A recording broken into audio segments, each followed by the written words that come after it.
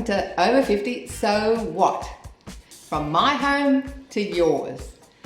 I know a lot of people watching this can't get out and about much at the moment.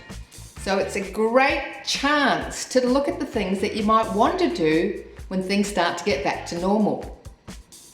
We love to have fun on this show and go a little bit crazy. So I hope you like my crazy jacket. People have said I look a bit like Beetlejuice when I wear this jacket. Today, we're going to meet Andrew Jobling, speaker and author. And if you're passionate about nature, we're going to have a look at an activity that you might want to get involved in. And of course, don't forget the 5-minute fitness segment. Now, we have energy for life.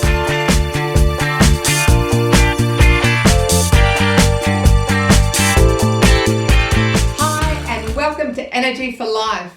We're very excited today to have Andrew Jobling on the show. Andrew is a professional footballer for 7 years, has over 30 years experience in the health and wellbeing industry, and he is a best-selling author of 7 books, including, listen to this one, Eat Chocolate, Drink Alcohol, and Be Lean and Healthy. That sounds good to me. And his latest book, The Wellness Puzzle. Today we're going to be talking to Andrew about joyful longevity. Hi Andrew, and welcome to Over 50 So What? We're so excited to have you on the show today. Thank you, Carol. I'm excited to be here, and even the fact that I am over 50 and I'm willing to admit it, but I'm bouncing around and full of energy and very excited to be with you. Today we're going to be talking about longevity, and as you know, I've had an interest in that area as well, and I had a TV show in the past called Journey to Longevity, and what inspired me to get into this topic was my dad, who at 93 and a half, he was still driving a car, he was still living independently, living a joyful long life. And today you're going to share with us and the viewers how to have a joyful longevity. But first, how did you get involved or inspired to get into this topic?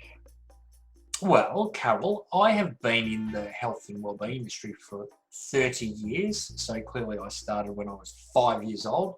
And I mean, health and wellbeing has always been an interest of mine. But, do you know, I think I just want to differentiate between longevity and joyful longevity. I mean, I'm not into just living a long life. It needs to be a long, joyful, happy, purposeful, loving, wonderful, achieving life is what I'm talking about. Well, I guess I got into it because I wanted to inspire people to be healthier. And I just, along this journey, I found my own purpose, and I thought, I love my life. I really love it. I want to be here for as long as I can. So my goal, for quite a few years has been to live to 100 years old joyfully. And I think it's possible. I think we can all do it. I think very much we just need to, I guess, have a reason to do it. So can we hear how to do it? What are the tips for having a joyful longevity? Yes, there are tips, and I think it's interesting because I've always been of the belief that if you eat well and exercise regularly, then you'll be healthy and live a long life. But there was so much evidence to the contrary. You talked about your dad. My Hungarian great-grandmother lived to 97. She smoked a carton of cigarettes a week. She drank brandy every day. She ate rich Hungarian food. And I could never, ever, ever work it out until I got into the topic, and I thought, okay, so what is this key to longevity? And what it seems from a lot of the research now is that the people that are living the longest are the people that are able to find joy, the people that are able to find gratitude, the people that are able to forgive, the people that are able to keep themselves in an emotional state that strengthens their physiology, that strengthens their DNA and their immune system and their brain health, and keeps all these positive, healthy hormones surging through their body. Now, don't get me wrong, we still need to eat well and exercise, and I certainly don't suggest people start smoking a carton of cigarettes a week or drinking brandy every day. It seems to be attitude, it seems to be mindset that is the key to joyful longevity. And I really believe the first step in the process is working out what's most important. You need to really focus on what you're here for. I know for me, my purpose is helping people. And it is, and ever since I published my first book, over 15 years ago, I realized my purpose is to have a positive impact in people's lives. And every day since then, I've bounced out of bed. I've had a positive attitude. I've had gratitude, and I've had all these joyful thoughts in my mind that have helped keep me healthy. So the first tip really is find and identify and focus on what's most important. Second thing is understand the power of your mind, understand the power of your thoughts, because every thought we have leads to an emotion. So when we think about things we want and what we like and what we're good at or what we can learn or the things we're striving for, it will lead us to a positive, healthy emotion like excitement or joy or determination. On the other hand, when we start focusing on things that we don't like or don't want or we're not good at or we don't have, it tends to lead us to anxiety, or it tends to lead us into an emotional state that will have an immediate physiological impact on our body. Can you tell us a bit about this forgiveness, the emotion of forgiveness and gratitude, and how important that is? You know, there's a couple of real key emotions to focus on, and as you said, Carol, so I think joy, you know, we can always find things to be joyful for, no matter what's happening in our world. There's always something that we can find to focus on that will give us joy, that is positive. And I think that's the first thing you want to look at. The second thing is, what am I grateful for? And I think what a wonderful thing to do every morning, to wake up, make a list of things that you're grateful for, no matter what happens. When something happens that's not ideal and you go, well, I wish that didn't happen, but I'm grateful that, you know, I get a speeding fine in the mail, or I get a bill, or something happens that I don't want. I go, well, that's not fantastic. However, I'm grateful that I can pay that speeding fine, or I can pay for that bill. Now, forgiveness is a really interesting one, because so often we hold on to resentment, we hold on to bitterness, we hold on to anger. And that, my goodness, there's a saying that unforgiveness is like drinking poison and expecting someone else to die. And when you hold on to that anger or that bitterness, there's only one person that is being affected, and that's you. So forgive. First person to forgive is yourself. We all do things that we regret. We all do things that we wish we hadn't done. We say dumb stuff. We do things that we think, oh, but we do them. So get over it. Forgive yourself. You're a human. That's what we do as humans. Forgive yourself for that reason, then you can forgive other people. So when you can forgive, immediately there's a peace that you can feel this peace flood over your body.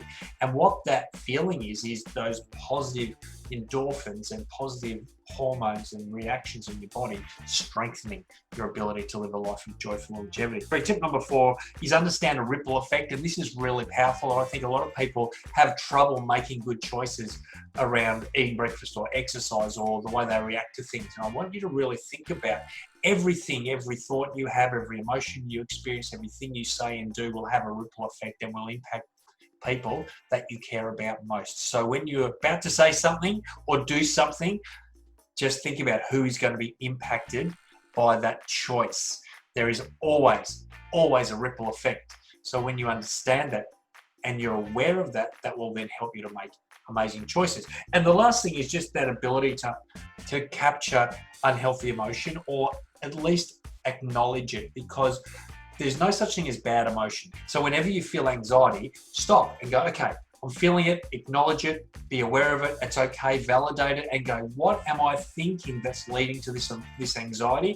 Okay, the thought is that I'm worried that I can't do something. Well, okay, how do I change that?